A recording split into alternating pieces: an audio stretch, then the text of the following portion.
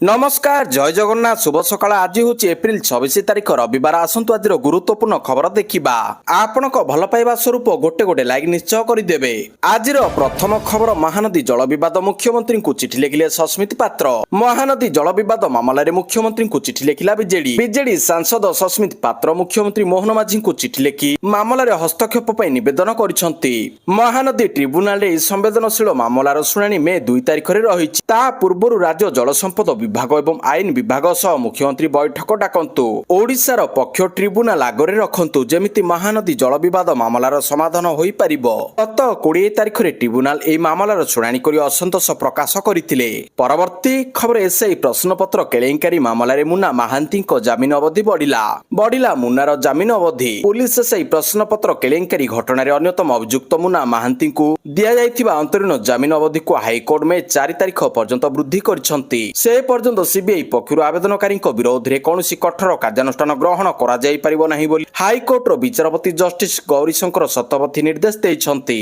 परवर्ती खबर सरकारी कर्मचारी कामर हेबो हिसाब। राज्य रे थिबा विभिन्न विभागर सरकारी कर्मचारी अधिकारी को निस्तार नाही सेमाने केते काम करूछंती ताहार कड़ा गंडा हिसाब निकात हेबो। विभागीय कर्मचारी काम बाबद रिपोर्ट देबा पूर्व निजे कर्मचारी स्व कार्यदक्षता रिपोर्ट बा सेल्फ अप्रोजल रिपोर्ट दाखल करिवे। मे 31 तारिख सुधा सरकारी कर्मचारी मानक ऑनलाइन रे सेल्फ अप्रोज रिपोर्ट दाखल करिबाकू पड़िबो। सेही परि जुलाई 31 तारिख सुधा कर्मचारी देइथिबा स्व कार्यदक्षता रिपोर्ट उपरे मंतव्य देबे तांकर रिपोर्टिंग अथॉरिटी।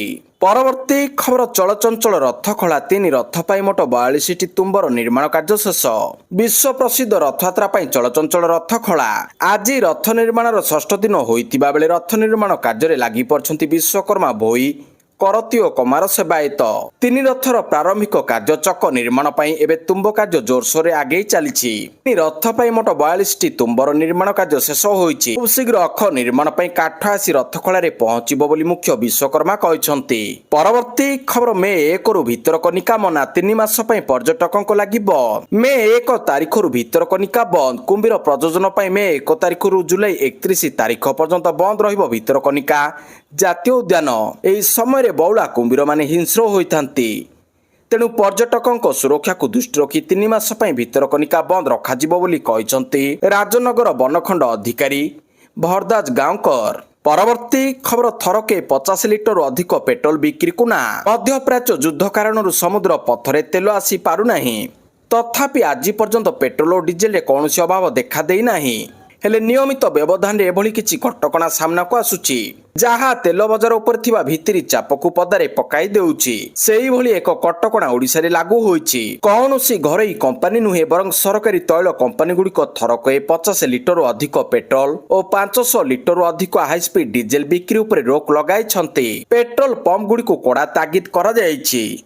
एई नियम उल्लंघन कले सब पेट्रोल पंप को तेल जोगाण बंद कराजिबो बोली चेतावनी दिया जायछि। इंडियन ऑयल रो एक पेट्रोल पंप रे लागिथिबा नोटिस रु तेल बिक्री उपरे कटकणा लागिथिबा जणा पड़िछि। परवर्ती खबर भोट बेले पक्षपात निलंबित हेले 5 पुलिस अधिकारी। वर्तमान जारी रहिछि पश्चिमबंग विधानसभा निर्वाचन। या भितरे बड़ खबर सामना को आसिछि।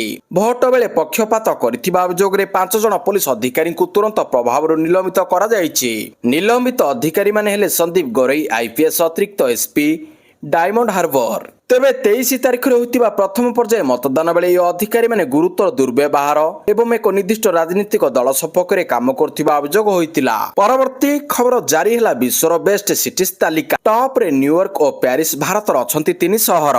विश्वर सबुठु भल शहरक नुआ ग्लोबल रैंकिंग जारी होइछि। एई तालिका रे शहर मानकु सेमानक संस्कृति वाणिज्य भित्तिभूमि और जीवन गुणवत्ता आधार रे परखा जाइछि। खास कथा हेउछि जे एई तालिका रे भारतर 3 बड़ शहरक मध्ये स्थान मिलिछि जहाँ देशर ग्लोबल इंपैक्ट और सुधुरुथिबा सिविक सेंस को मध्य प्रदर्शित करुछि। एहा सत्वे भारतर गोटिए मध्य शहर वैश्विक रैंकिंग रे टॉप 10 रे स्थान पाई पारि नाही। न्यूयॉर्क और पेरिस अमेरिका न्यूयॉर्क एई सर्वोत्तम शहर तालिकार द्वितीय स्थान रे रहिछि। परवर्ती खबर अमित शाहଙ୍କ बड़ घोषणा बेंगालुरु बाहरिबे अनुप्रवेशकारी। बेंगालुरु बाहरिबे अनुप्रवेशकारी पश्चिमबंग निर्वाचन प्रचार बेले केंद्र गृहमंत्री अमित शाह कहछंती एई बड़ घोषणा।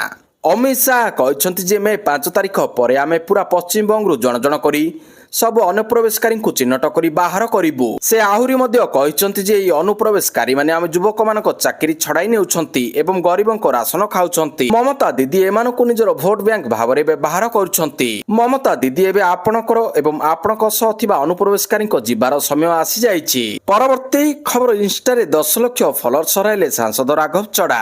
ଇନଷ୍ଟାରେ 10 ଲକ୍ଷ ଫଲୋଅର୍ସ ହରାଇଲେ ସାଂସଦ ରାଘବ ଚଡା। ଆପ୍ ଛାଡି ପଦ୍ମ ଧରିବା ପରେ ରାଜ୍ୟସଭା ସାଂସଦ ରାଘବ ଚଡାଙ୍କ ଫଲୋଅର୍ସ ସଂଖ୍ୟାରେ ବଡ଼ ହ୍ରାସ ଘଟିଛି। ପାର୍ଟି ପରିବର୍ତ୍ତନ ପରେ ତାଙ୍କର ଇନଷ୍ଟାଗ୍ରାମ ଫଲୋଅର୍ସ ସଂଖ୍ୟା 1 ମିଲିୟନ କମିଛି।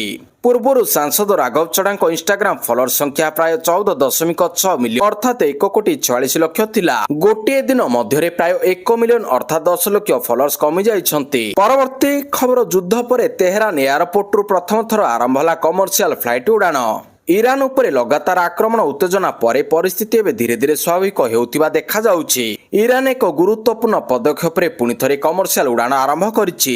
ଏହି ନିଷ୍ପତ୍ତି ଏପରି ସମୟରେ ନିଆଯାଇଛି ଯେତେବେଳେ ନିକଟରେ ହୋଇଥିବା ଯୁଦ୍ଧ ବିରାମ ଯୋଗୁଁ ପରିସ୍ଥିତିରେ ସାମାନ୍ୟ ସ୍ଥିରତା ଦେଖିବାକୁ ମିଳିଛି। ଦୀର୍ଘ ସମୟ ବନ୍ଦ ରହିବା ପରେ ଏବେ ବିମାନ ସେବା ଆରମ୍ଭ ହେବା ବଡ଼ ପରିବର୍ତ୍ତନ ରୂପେ ଦେଖାଯାଉଛି। ଯୁଦ୍ଧ ବିରାମ ପରେ ନିଆଯାଇଛି ନିଷ୍ପତ୍ତି। ଏହି ପଦକ୍ଷେପ ସେହି ଯୁଦ୍ଧ ବିରାମ ପରେ ନିଆଯାଇଛି ଯେଉଁଥିରେ ଆମେରିକା ଓ ଇସ୍ରାଏଲ ସହିତ ଜାରି ସକ୍ରିୟ ଯୁଦ୍ଧକୁ ରୋକି ଦିଆଯାଇଛି। ପରବର୍ତ୍ତୀ ଖବର ଇତିହାସ ରଚିଲା ପଞ୍ଜାବ। ଦିଲ୍ଲୀକୁ 6 ୱିକେଟରେ ହରାଇଲା PBKS। ଲଗାତାର ଷଷ୍ଠ ବିଜୟ। ଅରୁଣ ଜେଟଲୀ ଷ୍ଟାଡିୟମରେ ଶନିବାର ଖେଳାଯାଇଥିବା ଇଣ୍ଡିଆନ୍ ପ୍ରିମିୟର ଲିଗ୍ ମ୍ୟାଚରେ ପଞ୍ଜାବ କିଙ୍ଗସ୍ ଘରୋଇ ଦଳ ଦିଲ୍ଲୀ କ୍ୟାପିଟାଲ୍ସକୁ 6 ୱିକେଟରେ ପରାସ୍ତ କରି ଇତିହାସ ସୃଷ୍ଟି କରିଛି। ବିଜୟ ପାଇଁ 265 ରନର ରେକର୍ଡ ଟାର୍ଗେଟକୁ ପିଛା କରି ଉଭୟ ପଞ୍ଜାବର ଓପନର ପ୍ରିୟାଂଶ ଆର୍ୟା 43 ରନ ଏବଂ wicket keeper Prabh Simran Singh 76 run କରି ଦଳକୁ ବିସ୍ଫୋରକ ଆରମ୍ଭ ଦେଇଥିଲେ। ଦୁଇ ଜଣ ପାୱାର ପ୍ଲେ ପ୍ରାରମ୍ଭିକ ଓଭରରେ 126 ରନ ଯୋଡ଼ିଥିଲେ। ଇଣ୍ଡିଆନ୍ ପ୍ରିମିୟର ଲିଗ୍ 2026ର 35ତମ ମ୍ୟାଚରେ ଦିଲ୍ଲୀ କ୍ୟାପିଟାଲ୍ସ ପଞ୍ଜାବ କିଙ୍ଗସ୍କୁ ବିଜୟ ପାଇଁ 265 ରନର ବିଶାଳ ଲକ୍ଷ୍ୟ ଦେଇଥିଲା।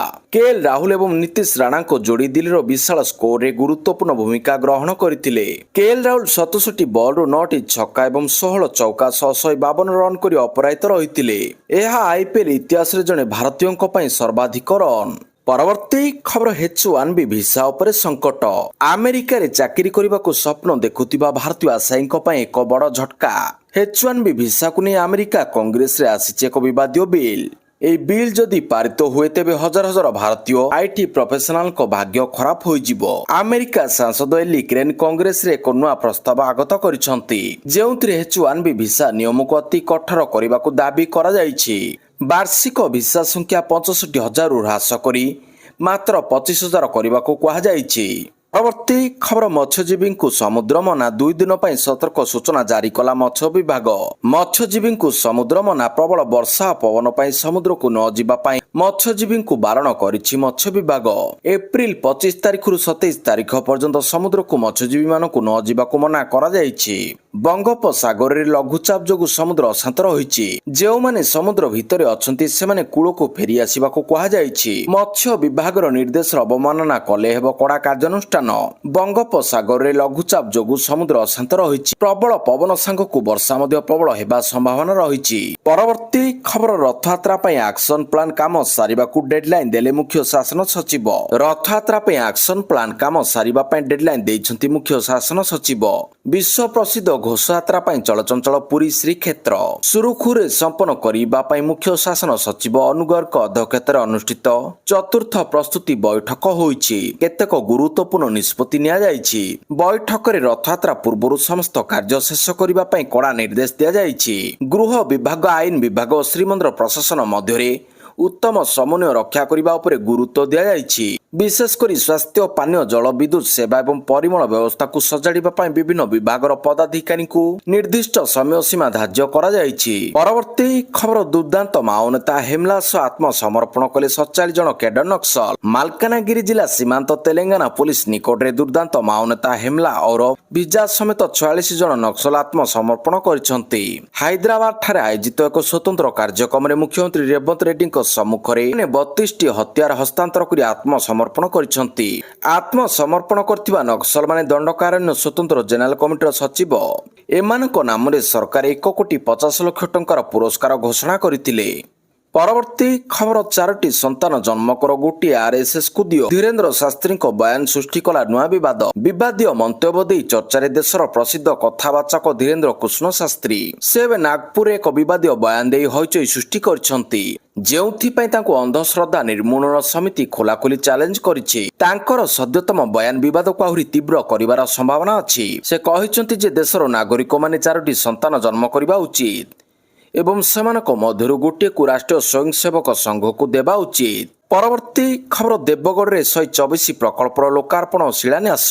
ନାରୀ ଶକ୍ତି ବନ୍ଦନ ଅଧିନିୟମକୁ ନେଇ ସମଗ୍ର ଭାରତ ବର୍ଷର ମାତୃଶକ୍ତିମାନେ ସମର୍ଥନ ଦେଉଥିବା ବେଳେ ବିରୋଧୀମାନେ ମହିଳାମାନଙ୍କ ପାଇଁ ଆସନ ବୃଦ୍ଧି ହେଉ ବୋଲି ଚାହୁଁନାହାନ୍ତି। ବିରୋଧୀମାନଙ୍କର ଏଭଳି ମନୋଭାବ ନାରୀ ଶକ୍ତିର ବିକାଶ ପଥରେ ବାଧା ସୃଷ୍ଟି କରୁଛି। ଦେବଗଡ଼ରେ ବିଭିନ୍ନ ବିକାଶମୂଳକ ପ୍ରକଳ୍ପର ଲୋକାର୍ପଣ ଓ ଶିଳାନ୍ୟାସ କରିବା ଅବସରରେ କେନ୍ଦ୍ର ଶିକ୍ଷାମନ୍ତ୍ରୀ ଧର୍ମେନ୍ଦ୍ର ପ୍ରଧାନ ଏଭଳି କହିଛନ୍ତି। ସାଂସଦ ଧର୍ମେନ୍ଦ୍ର ପ୍ରଧାନ ଦେବଗଡ଼ରେ 280 କୋଟି ଟଙ୍କା ବ୍ୟୟ ଅଟକଳରେ 124ଟି ପ୍ରକଳ୍ପର ଲୋକାର୍ପଣ ଓ ଶିଳାନ୍ୟାସ କରିଛନ୍ତି। ପରବର୍ତ୍ତୀ ଖବର ନୀତି ଆୟୋଗର ଉପାଧ୍ୟକ୍ଷ ହେଲେ ଅର୍ଥନୀତିଜ୍ଞ ଅଶୋକ ଲାହିରୀ। ନୀତି ଆୟୋଗର ଉପାଧ୍ୟକ୍ଷ ଭାବରେ ଅର୍ଥନୀତିଜ୍ଞ ଅଶୋକ କୁମାର ଲାହିରୀଙ୍କୁ ନିଯୁକ୍ତ କରାଯାଇଛି। ସେ ବର୍ତ୍ତମାନ ଉପାଧ୍ୟକ୍ଷ ସୁମନ କେ ବେରୀଙ୍କ ସ୍ଥାନ ନେବେ। ଶ୍ରୀ ଲାହିରୀଙ୍କ ସହିତ ସରକାର ରାଜୀବ ଗୌବା, କେଭି ରାଜୁ, ଗୋବର୍ଦ୍ଧନ ଦାସ, ଏନ୍ ଶ୍ରୀନିବାସ ଏବଂ ଉଭୟ କାରାଣ୍ଡିକରଙ୍କୁ ନୀତି ଆୟୋଗର ପୂର୍ଣ୍ଣକାଳୀନ ସଦସ୍ୟ ଭାବରେ ନିଯୁକ୍ତ କରିଛନ୍ତି। ଶ୍ରୀ ଲାହିରୀ ଜଣେ ଅଭିଜ୍ଞ ନୀତି ନିର୍ମାତା ଏବଂ ପୂର୍ବ ଭାରତର ଦ୍ୱାଦଶ ମୁଖ୍ୟ ଅର୍ଥନୈତିକ ପରାମର୍ଶଦାତା ଭାବରେ କାର୍ଯ୍ୟ କରିଛନ୍ତି। ପରବର୍ତ୍ତୀ ଖବର ବ୍ରିଟେନ ରାଜାଙ୍କ ସ୍ୱାଗତ ପାଇଁ ଆମେରିକା ଲଗାଇଲା ଅଷ୍ଟ୍ରେଲିଆ ପତାକା। ବ୍ରିଟେନର ରାଜା କିଙ୍ଗ ଚାର୍ଲସ ତୃତୀୟ ଆମେରିକା ଗସ୍ତ କରିବେ। ଏହା ତାଙ୍କର ପ୍ରଥମ ରାଜକୀୟ ଗସ୍ତ ହେବାକୁ ଥିବା ବେଳେ ୱାସିଂଟନ ଡିସିରେ ଏକ ଅଜବ ଘଟଣା ଘଟିଛି। କିଙ୍ଗ ଚାର୍ଲସଙ୍କ ସ୍ୱାଗତ ପାଇଁ ଆମେରିକାରେ ଭବ୍ୟ ଆୟୋଜନ କରାଯାଉଛି। ଏଥିରେ ବଡ଼ ଭୁଲ କରିଦେଇଛି ଆମେରିକା। ହ୍ୱାଇଟ୍ ହାଉସ ଯିବା ରାସ୍ତାରେ ବ୍ରିଟିଶ ୟୁନିୟନ ଜ୍ୟାକ୍ ବଦଳରେ ଅଷ୍ଟ୍ରେଲିଆର ପତାକା ଲଗାଇ ଦିଆଯାଇଥିଲା। ଭୁଲ ଜଣାପଡ଼ିବା ପରେ ତରବରିଆ ଭାବରେ ଅଷ୍ଟ୍ରେଲିଆ ପତାକା ଓହ୍ଲାଇ ବ୍ରିଟେନର ପତାକା ଲଗାଇ ଦିଆଯାଇଛି। ପରବର୍ତ୍ତୀ ଖବର ସର୍ବଦା ନିର୍ଭରଯୋଗ୍ୟ ସହଯୋଗୀ ହୋଇନପାରେ ୟୁଏସ୍। ଫ୍ରାନ୍ସ ରାଷ୍ଟ୍ରପତି କହିଲେ ଏହି କ୍ଷଣ ୟୁରୋପର। ଫ୍ରାନ୍ସ ରାଷ୍ଟ୍ରପତି ଇମାନୁଏଲ ମାକ୍ରନ୍ କହିଛନ୍ତି ଯେ ଯୁକ୍ତରାଷ୍ଟ୍ର ଆମେରିକାକୁ ଏବେ ଆଉ ସମ୍ପୂର୍ଣ୍ଣ ନିର୍ଭରଯୋଗ୍ୟ ସହଯୋଗୀ ଭାବରେ ଦେଖାଯାଇନପାରେ, କାରଣ ସେ ୟୁରୋପ ଠାରୁ ଦ୍ରୁତ ଅସ୍ଥିର ହେଉଥିବା ବୈଷୟିକ ବ୍ୟବସ୍ଥାରେ ଆଗକୁ ବଢ଼ିବାକୁ ଆହ୍ୱାନ ଦେଇଛନ୍ତି। ପ୍ରଧାନମନ୍ତ୍ରୀ କେରିଆକୋସ ମିତ୍ସୋଟିକିସ୍ଙ୍କ ସହ ଏଥେନ୍ସରେ ସମ୍ବୋଧିତ କରି ମ୍ୟାକ୍ରନ୍ କହିଛନ୍ତି ପାରମ୍ପରିକ ମେଣ୍ଟ ଆଖପାଖରେ ବଢୁଥିବା ଅନିଶ୍ଚିତତା ମଜବୁତ ୟୁରୋପୀୟ ସ୍ୱାୟତ୍ତତାର ଆବଶ୍ୟକତାକୁ ରେଖାଙ୍କିତ କରୁଛି।